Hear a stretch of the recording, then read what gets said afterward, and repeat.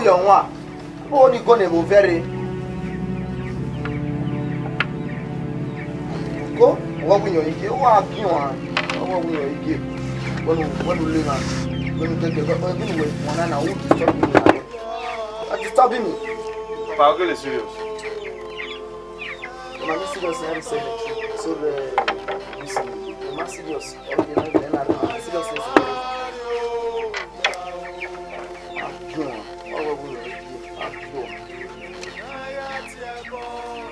we get there no pon ti aro vasabi hey I like it pa so not on my boy bunu we emere bu no ma wa ni wa papa we ka we na bunu we no fia lele wa mo gbesu gbe wa ko na se no ya ti ko no ni se ana se pole pastor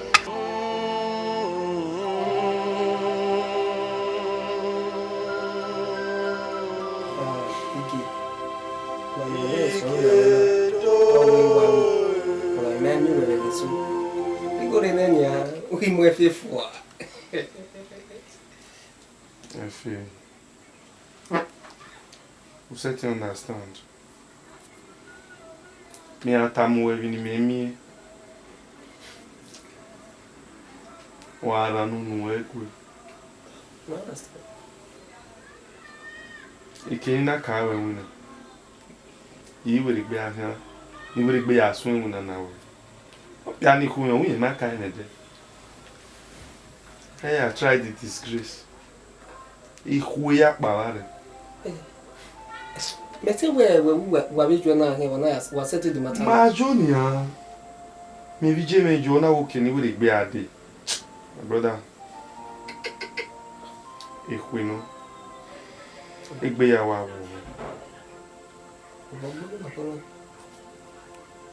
We charge here everywhere mo bobe.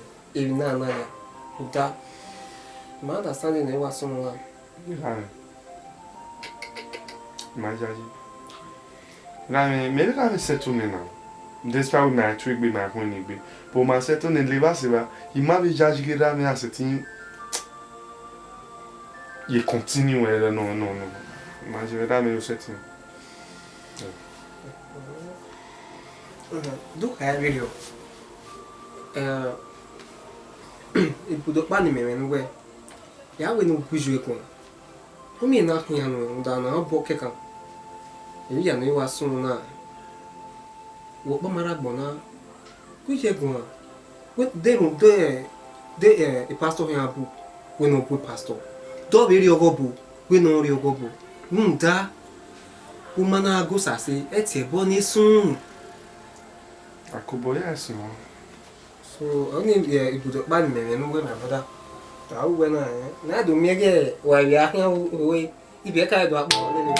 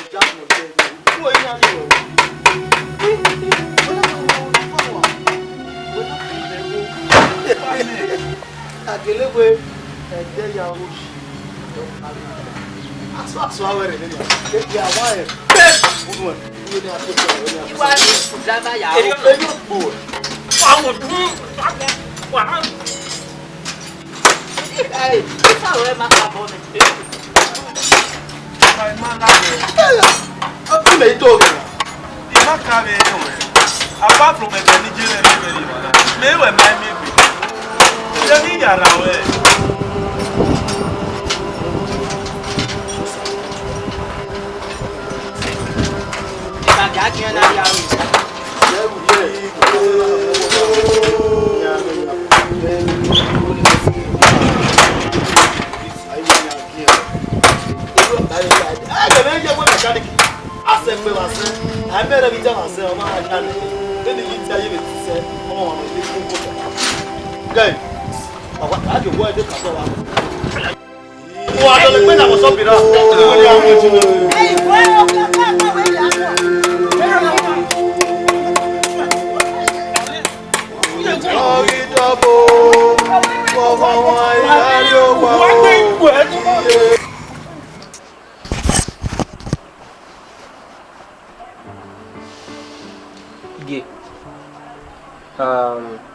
Been original. Big having my own and I understand that so. Me was you in a be more say. Ogi try a hero in my wauna, na wana, na the bookie, or Aquona, Yakuona, it by the yo. It changed my divinity. He go on by try and error. You may have where I did by big boys in town. Understand? Only worry me imagine I have concluded. Nothing can take me back. Yeah, as in okay. By your way. You know here way. Ah, you get when me button asha.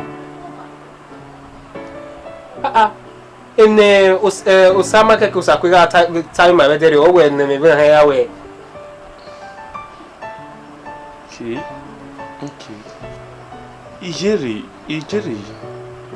Wa ka upin wa gbeji. Tukman. Dede ma ya buyana.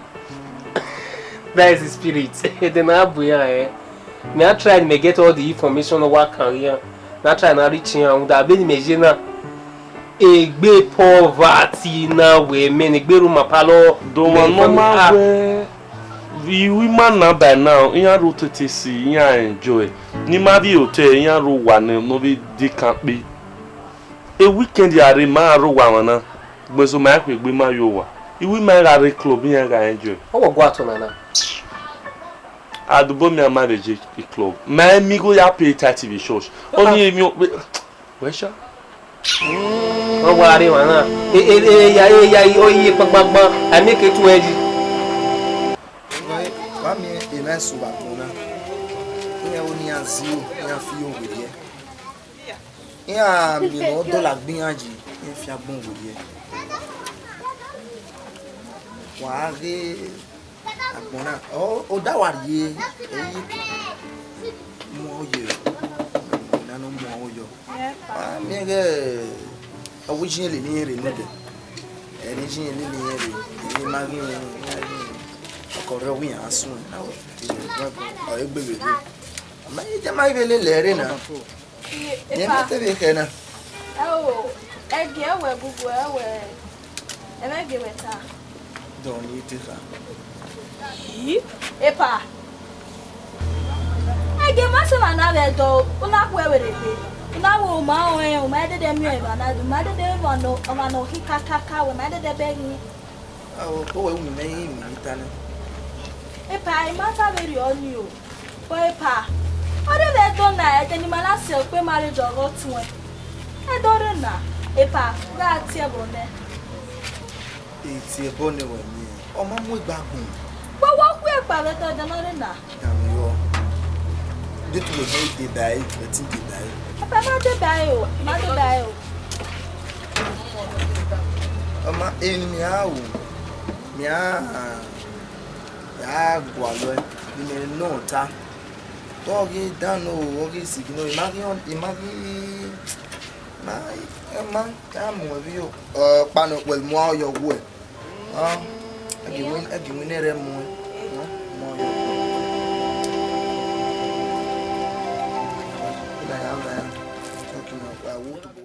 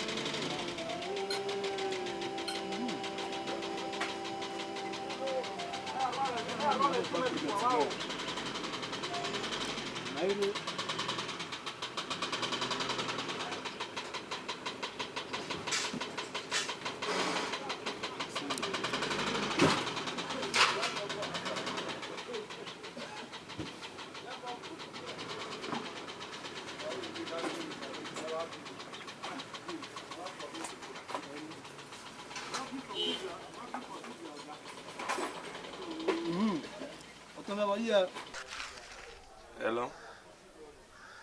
Là revient. Mais non, là, et quand on y a ces mécaniques qui nous voient, ils doivent regarder dans le water de l'eau sur le monde. Ouais, mais il est là, tu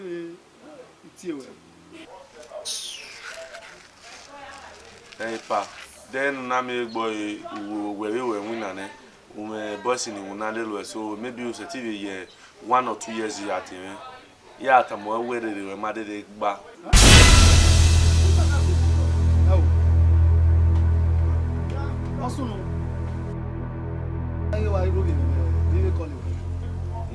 Why calling me bana? If I relax, no get ya pretend. You know you be like a me wife for one and say ya pretend. We mad we Daniel there. We Daniel there. Then na me we boss no mu dey akene. We say ba ni there ameni no matie me. The next thing when the boss we mu any agba me you talk. Me ruru. Then na me bo my so me. Deti me go ne me we am me go dey high ma atugbe. Ipa. Then na me we je me kuku me say. Yeah, when no ya me mo me me bikian no eti me line na la o eti. Well, my father, Mr. Tana, the was a baba, as a king that way. They had to live on and allow room. A very master, I was away with her. If I even believe, to a boss you have any new David Metana do, you know. The next one only a movement, but in ya movement for any idea when they can't. It's a matter, no problem. Again, we why money me there me why we like it. Where's it pa?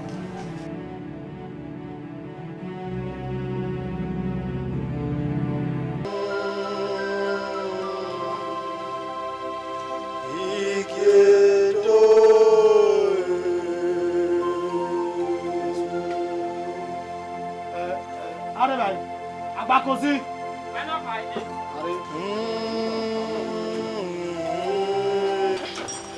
Gene. Tota.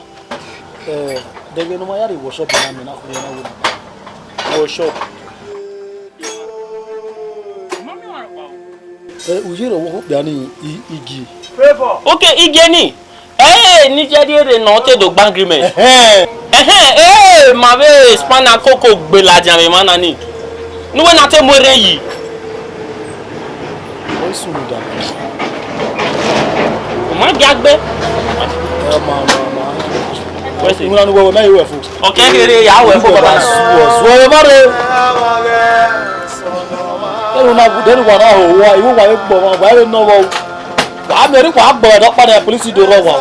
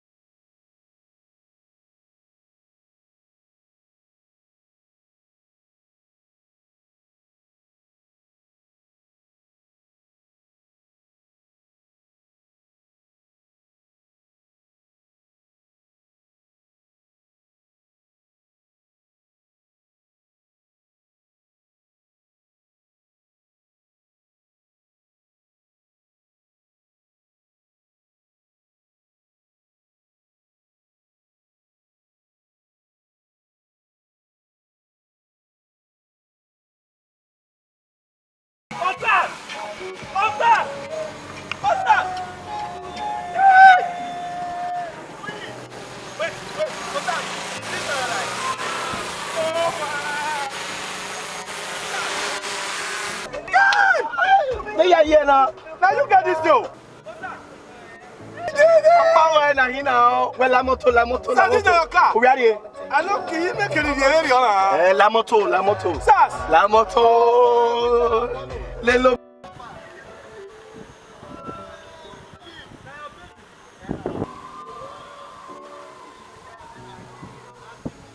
If I tell you say I love you, my money, my body, now your own. My brother. 30 billion for the account, yo. 30 billion. Versace and Gucci for your body, yo, baby. Igoro. No do, gotta for me.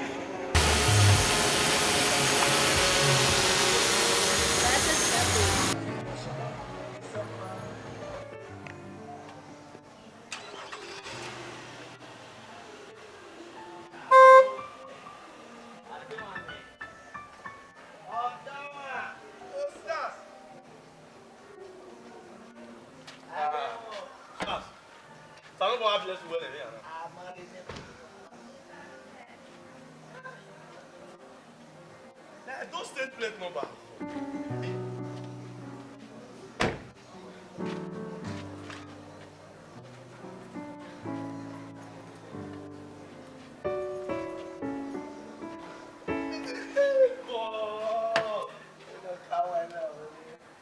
Sasafana, you tell me Khana, you tell me story now.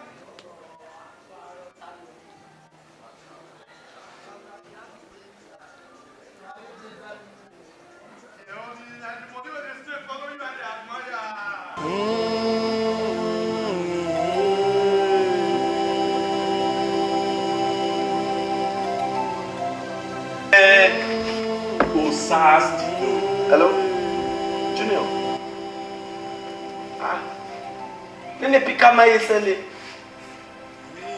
O ma yesende no now, na the Aza now, South Africa Aza. As South Africa when you have said Guinea, call it the pika no race out. No, Russia, no. If they pick that money for Russia, you know go away, my brother. I don't like you. The court go too much, bros. No. South Africa, Edos. May send out for Edos. Okay. I dey come. Share Basa for those boys for the one we come yesterday. And give them Basa. Well, the question in Ghana when you are telling you when you have David you are and I said I send you 50 Ghana again. Oh yeah.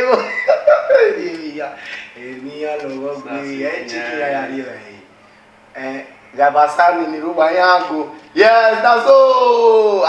I the correct boss now, not the fake. Wagayo.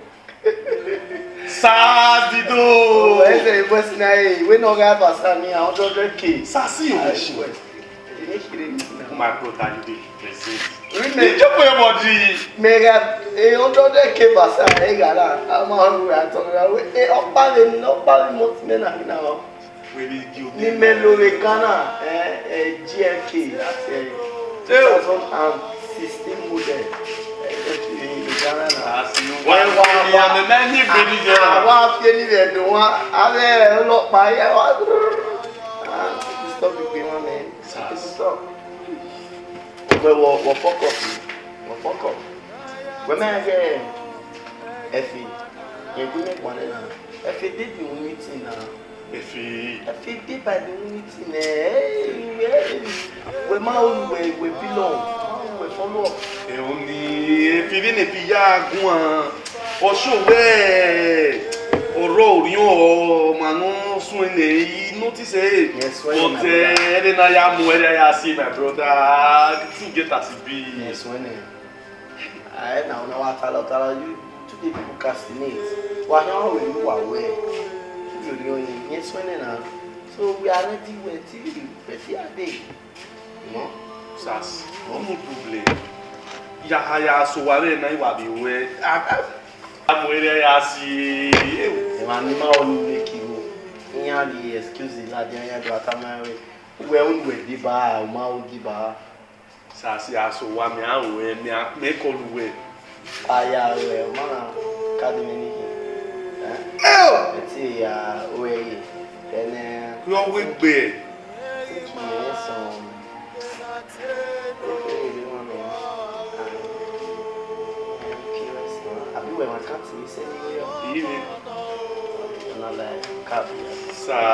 Sa do you dey represent smart now when we na we ke we are why bastard wa ma wa as my own guy you know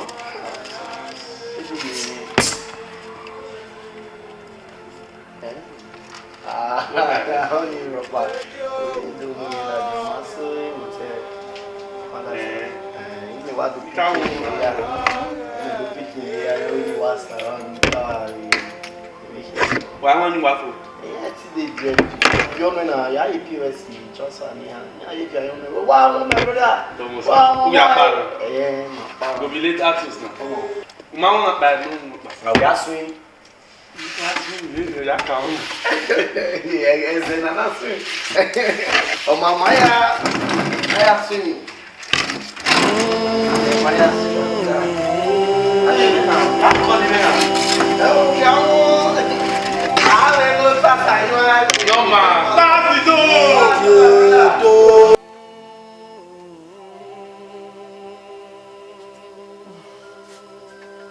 Koi Bohari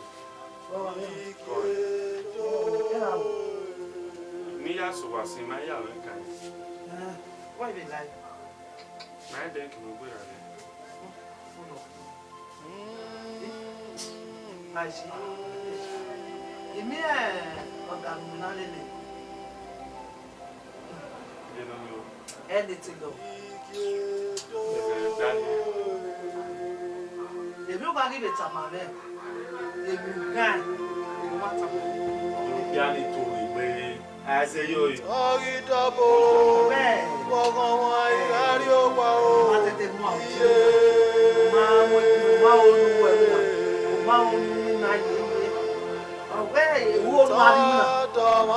Ọdún sọ́mà ló wà ní kókó wà lórí rẹ̀. Ọdún wìnà. Wọ́n máa lọ́kà máa lẹ́rẹ̀ ìgbé. Wọ́n máa lọ́wọ́ èkó ẹ̀rọ wọn. Wọ́n rà bẹ́ẹ̀.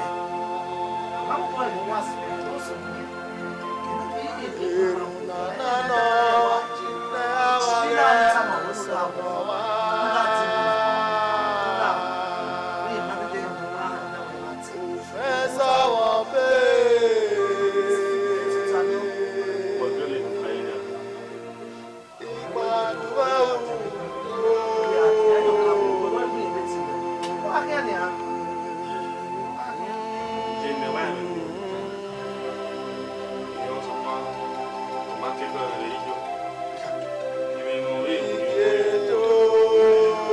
business no ni oni die gbe ba. So egi we de gbe die store ni. Em no we ye mo bi o boba na egi gwe tama me. Je worry. We worry o. Ya gba mesa o. Wa iri ra ni na hwe ni. Emi ya fefe ni. Ege ase bibi o we ne ho bi mo me. Igo gba ne. Wow. Ige we. Mata. Ile jollof rice. Ehero. Make you go. Wele. Oni abeki Ayo Amanu Ya yo yo ma e ko ma o. Aya ti e bo. Koyi. Eri mana ya ri.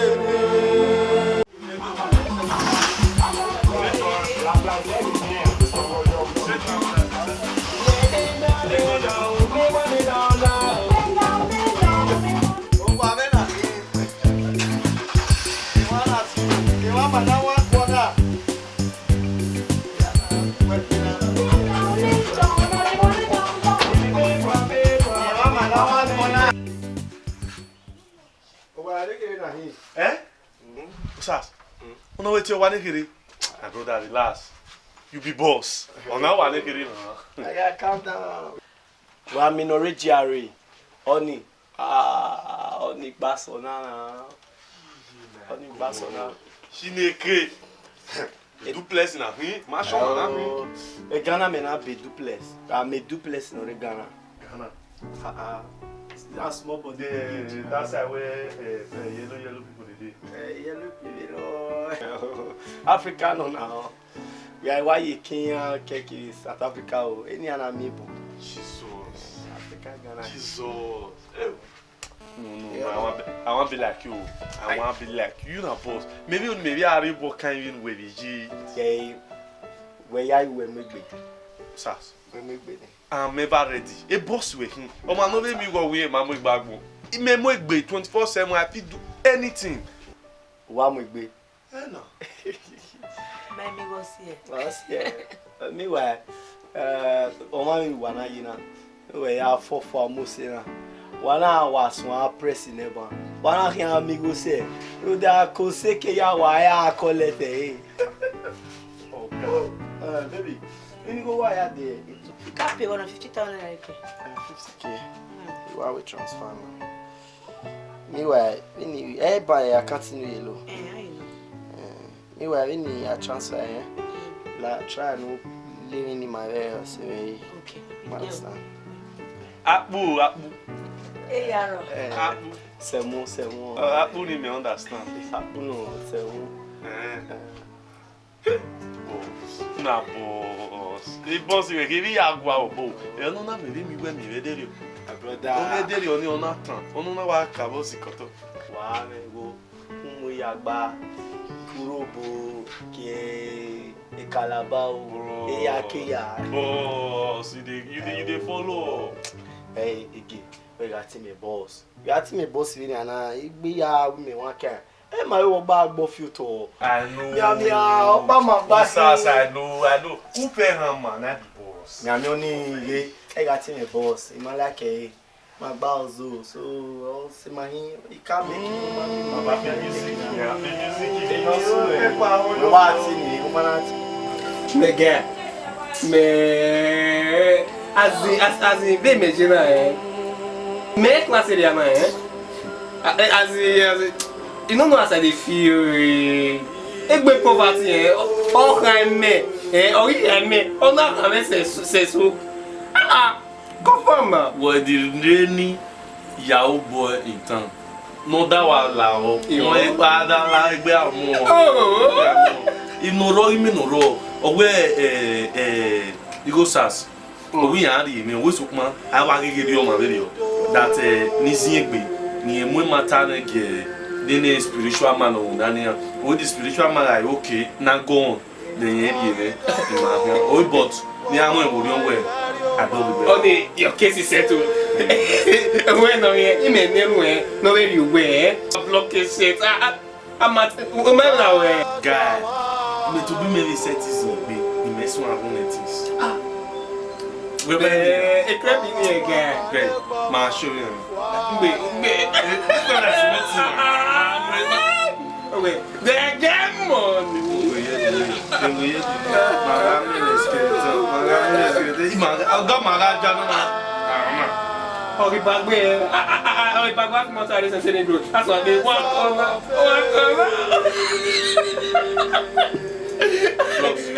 That's not what you go and do now.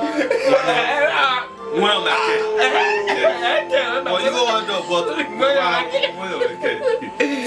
God, but I'm so excited, Charles. Me go was away. I want you to woman. When? Oh, I say I am blocking Yana.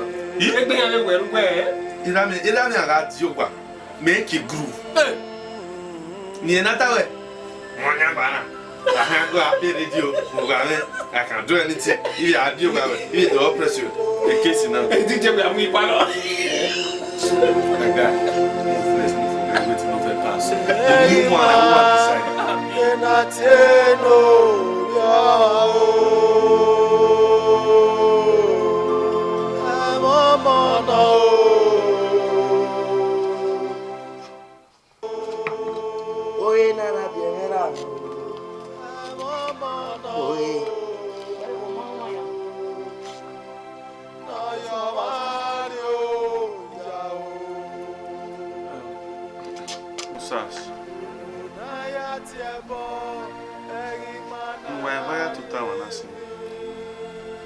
Ina vi la dan do awa. O mate mi pa ma. Ija jigi ma yo fendi.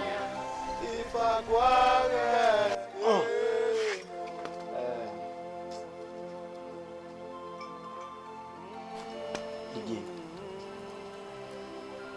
It's my only guam, understand?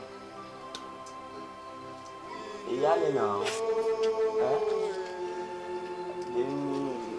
Me hear you, understand? Tell say, I watch me with me here. Okay, while I roll. The day I walk be, I want the big calling here. What away? Me to be me, you, yani mobile way or boy man, or mighty way. If you boy, or magba, I just style abroad. Me to be me, mother, stand me what confused. A science teacher, that's my spiritual father. Now we tell me where man. Away yet, we not back. Away near me now can nearly go nowhere. I got 2 million on we are key business up back. Away nearly go nowhere. We are going no, we go near wait till our bell. Or wait our 1 billion you are bought. Or who can we go near. So, my God. Matter when no problem, you know. When my boy setting, so you got go ask. I can know you are. We are going, my guy. I mean, me only what time away. I say now I want to see. I'm going to go out with you. Don't want me away. Me no man on your boy. I don't know, Sha. TI Destiny, you understand? Baby. 50K ni time away when you go and keep on you go now. Go now. But if you don't know your moto. Why you make 50,000? Oh yeah, we know. Right. Yes, it's all right. When you okay, one money more go then. Anything you get here, yeah, we have. You know the one on no legend. Yeah, we young. Yeah, the way young. Yeah, can we? You go no more. Like no boy girl no brother je. I 14 my guy. Understand the only people later on. The TV the good no bana I do me where on no we no we pon ni I we gwalo na help. So what this kind of thing my guy. Anything me many him I with magic.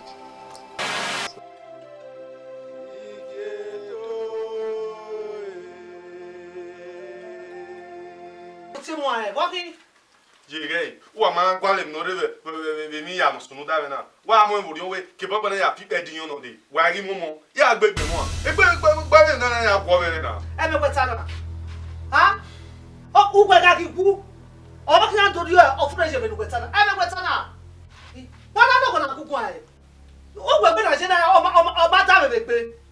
Na je na e ba le be pe. Ugwe mo ke ka iye o to me be pe na kere. O da be make no pe na kete. I make no kete. Egbe ba lo me. Ha? Egbe ba lo me. E me leru. O pe no ko no ke no ni aje no ki si o ni gina. No ki ja e ta gbogbo e ke be na. I ma mu se ki o ma. O se na mu ki o ma ha e.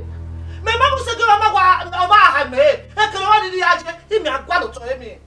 Ogugu oge mi ame. E tu sa lo bua. Si me nya agwa lo to no ni mi. Je o eni se. O pe no keta ma. I'm your toy. Ububa ya zere ni ma. Ayi mi o te mi no pa ni. Se boy me. Em no to ya fefe. E ya ga wo wa. Zegbe o fe ka gwalita gbo. E ke no kiri ni ade o wa so to je o fe ka gwalita gbo. Zegbe no wa o ma ko. Ihu wa se e ke me ke le mi o tete me mi awo le me. Zegbe me. Im no konkwans va de le gbe da do re. E de lo me ye ni awo. Me ni awo. Iwo kan ni akia. Iye me ni ya fi e ma sa e. E de pe e no su ta obi me na. O ka fi gbe di. E ko ma fi gbe di e. E bi e ni e to pe to fi a. O fi ko me na to agbe. Obo wa pe kule mo gba I ma ke lo kete. I ma bu se po ma. Ama wo ma ame.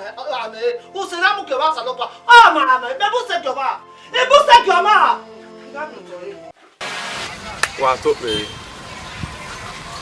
Ijo bogwa lo. Iyo ni dia zero. O ma wa gi wan na ma me. O wa ta ma me se we igare. Kemi kem ni riri muri ma kokolo ma no riri lele mere. Ige o su fo me. O ya mi ade. Ebu se wo me je. La wo.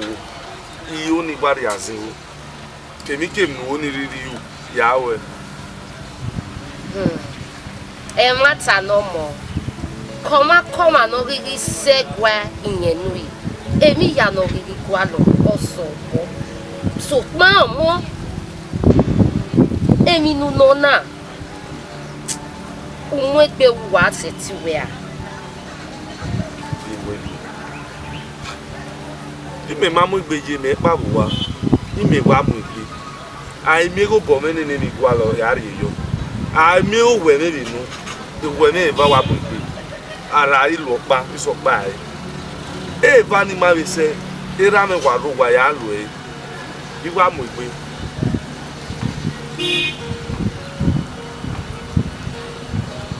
Ajayi. Oko.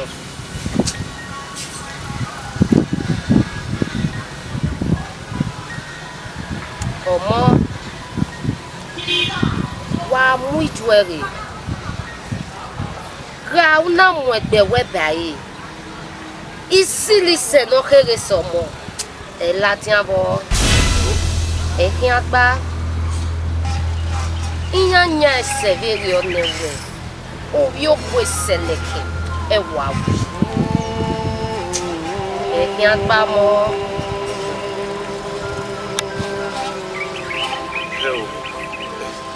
Yenu you are talking. O ma no we na. We ma won. E o ma na gbono. We to bu we se ti pie we die. E ki awo mo. Awi wa. E ki awu. Ngo ya bu you say. Oni die ma no we ni ade wa na o me ni so mo seti o me so mo seti. Omo ga kian. Enwa aladiane wo ni sanyi gomo akian. Oni die ma o bele seti wo no. E ti am ya ade. Ya wa gwale o we ari.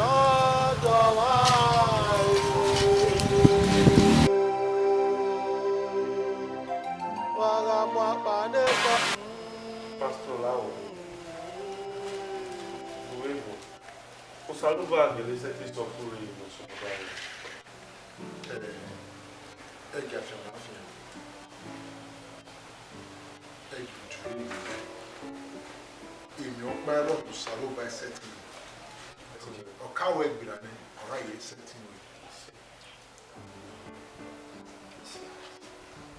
Pastor Lao. Onye ma seto. Eto. O beni kiru wolo. Dog ile seto we gwe wani. Lao. O salo varie mane. E mi non sumo. Bene e mi na ya yaso. E mi non si.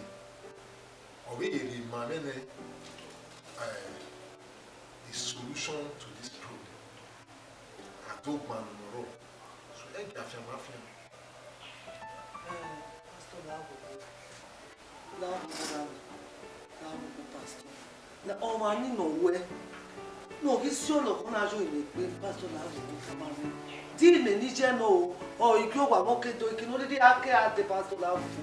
Ta ma la yi ni mo o ma no Pastor Lao ko ma na jo ile pe iwo ni iwo la bu Pastor Lao. O ma no go boss ni na. Only my matter. It's not necessary. But it no matter in another way. I do man run to. So I ain't got to have you. Sabana. It's one again. Ibe kama nese read of Gadi police station. Gadi reported. We are going to. It's okay. You know, the way you run is that. West. On a rabbi, il est au lac Bayake. Elle est dans l'île. Elle est dans l'île. Donc, on a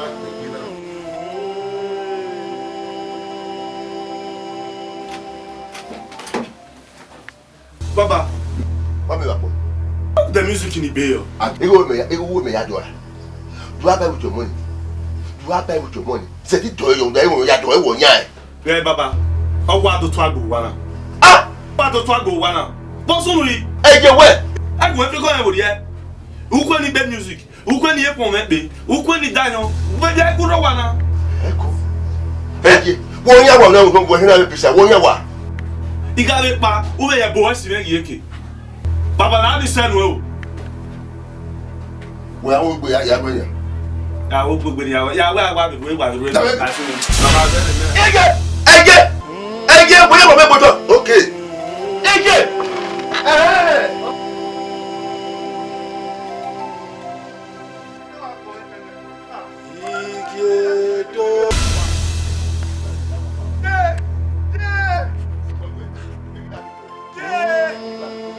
You have to be here. Now what do you have?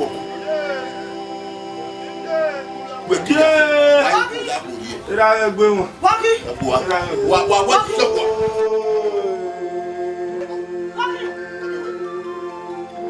Jase.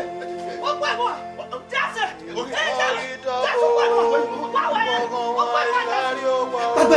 Pagbe. Jase. O gbe mo. E mo ko. Wale.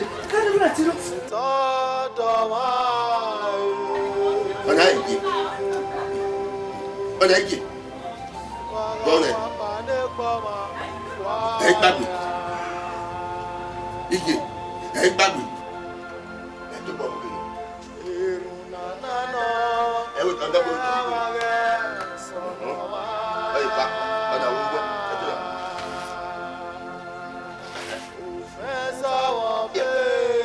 yà. Yes, we are small silver school, but what we want. Just small people. But I want to tell you that you yes. Yeah. Hey, baby. Where my woman, where be my woman? Get up. Yeah. Biggie.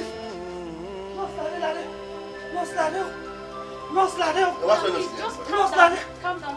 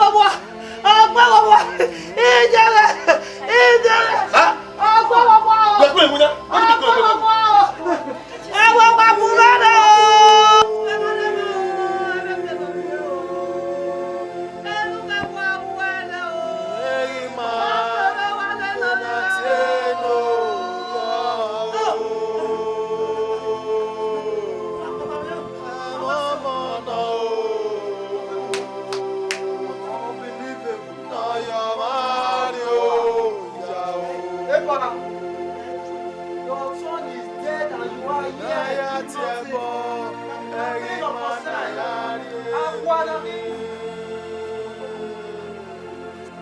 What? If I went to now, when I come and look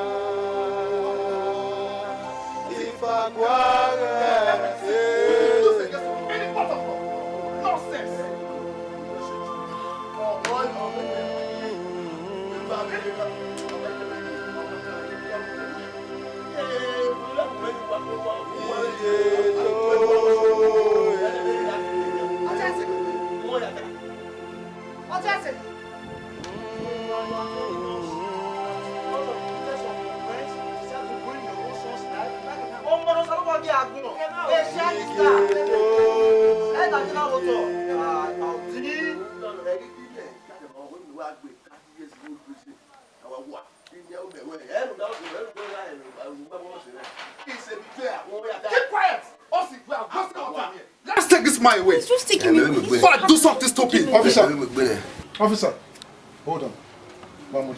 Yes. Hold on, sir. Can we help you? Hold on, sir. The pastor man. Epa.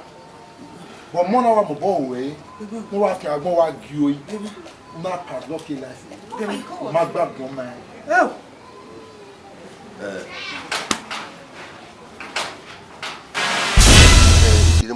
Baba, ini affaire il y a eu the security no na he say to tamu ropa. Good. Ini we be ni we say we omo we ni e ki o pa o ki fa o ni. Wa ini ya fe ya lo ni ya se bi wo. Ni affaire origin. Ki mo ya se so pa no na awa ri pa. Now we okay ti me ya fear agades. Ko no pa ye ko e ko mo pa we ki ni je. Baba, why is Agadis in it? Baba, yeah, you will say Agadis. Mado said Tripoli. Maybe Tamuaro. Imana say Kimi, you may fair. Where would you go? Maybe Tamuaro. Yafi be given Matamo. Only you have a water to it.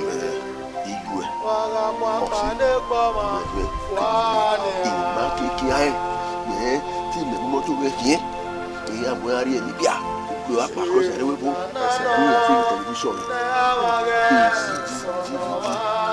to ni le se ibi wona iki ni se ya bo me ya we la mo ni ma bo me ko se ni bia ni ari e we bo le kakabo bo ri na me ni kakabo ru da we ni ya ti ki e mo ni ya fe ki o mi so la ko na ma wo agbo ma wo ri na me we pressure mo dona pressure e o we o.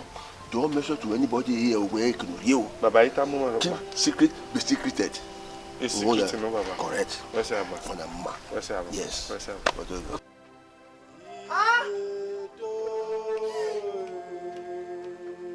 Voice of correction. You did not finish your discussion between yourself and your son. Epa, your son actually pleaded to you that if you want him to travel, that he will, but not by land. I also ask you to please let him throw away this job. I will work for 3 years so to save the traveling money. But you refuse. 2 of us. Did he ask you yes or no? I say yes. Hey, but how did you know of this? Why are they affair? You are asking me? Oh my God. He was so intelligent to open a case file in our office. Yes, in case of any necessity like this, I'll get a sunune. Ujegayo pa. Osi, please, we don't have much time here. Let's take this my way. Just taking me. Before I do something stupid. Officer, excuse me. Yes, who are you? A pastor here. The pastor who he was. Okay, tell us your pardon. You have been here back by Imagine.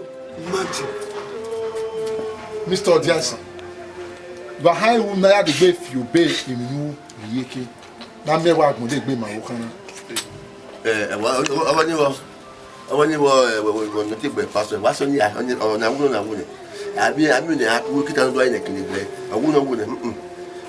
No ke we ni de kwa kan ai de na ko. Emi ya wo o no we ora abi e ba so. et là ici à tout vous avez une on go na rien tout que na rien so ba na rien ba ko na rien ko et na rien ku e bois Jesus na le wo do we no me kan awura no bi na ku me amele ana wa bu fo Jesus e pa highway na me we emi nu na afia gbirigbe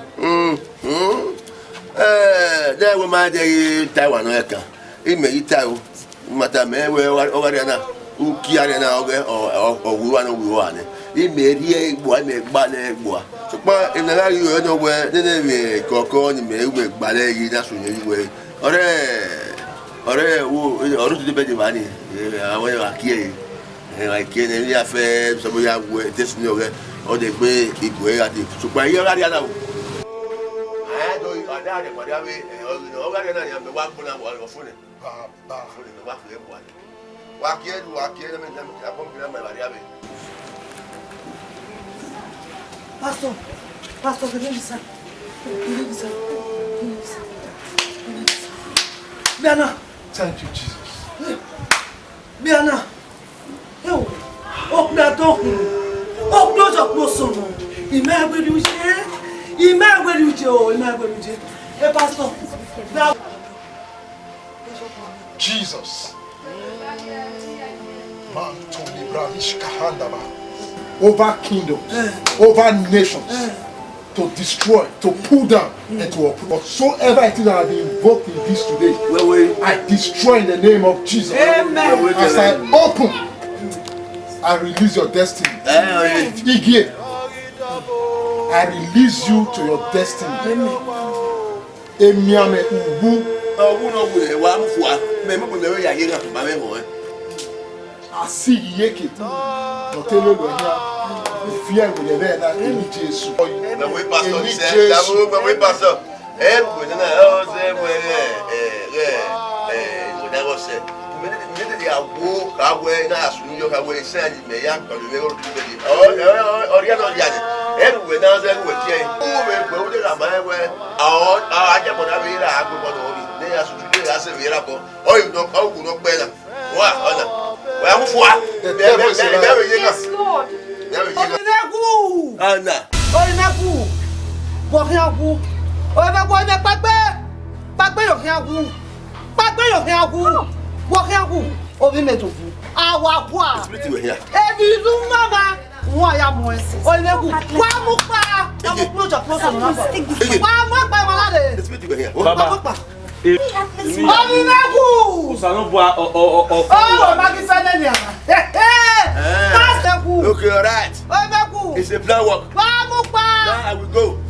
When one door close, another one open. Officer, get up there.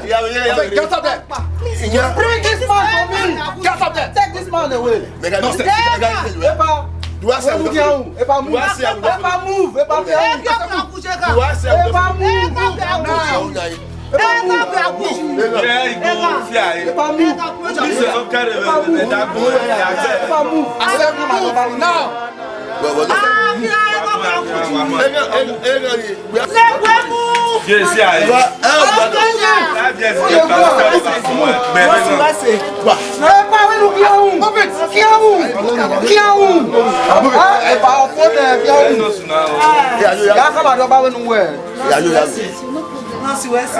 Oh, project close or no?